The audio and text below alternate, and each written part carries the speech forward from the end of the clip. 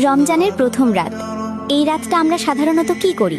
খাবারের plan, shopping, reels, গল্প। কিন্তু আসমানে এই রাতে কি হয় সেটা আমরা জানিই না বা জানতে চাই না।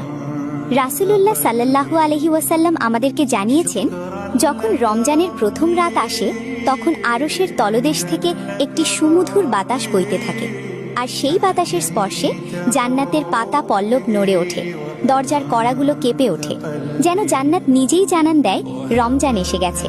আর বছরের শুরু থেকে শেষ পর্যন্ত জান্নাতকে সাজানো হয় শুধু রমজানের জন্য।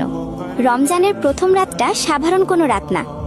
সহিহ মুসনাদে আহমদ হাদিসে বর্ণিত, রাসূলুল্লাহ সাল্লাল্লাহু আলাইহি ওয়াসাল্লাম বলেছেন, রমজানের রাতে আল্লাহ তাআলা একটি বড় গোত্রের সব ভেড়া ছাগলের লোমের সংখ্যার সমপরিমাণ অসংখ্য বান্দাকে ক্ষমা করে দেন।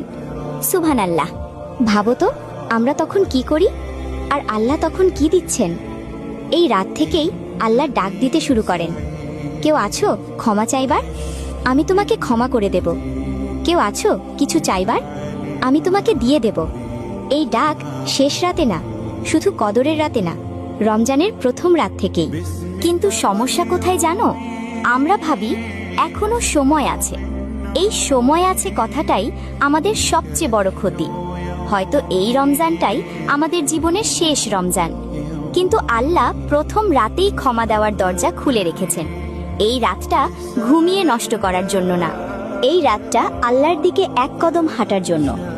বেশি কিছু না, 2 রাকাত নামাজ, একটা সোজা দোয়া, একটা সত্যিকারের তওবা। কারণ যখন আসমান থেকে এত কিছু নেমে আসে তখন খালি হাতে থাকা নিজের সাথেই জুলুম। রমজানের প্রথম রাত, এই রাতটা হারিও না।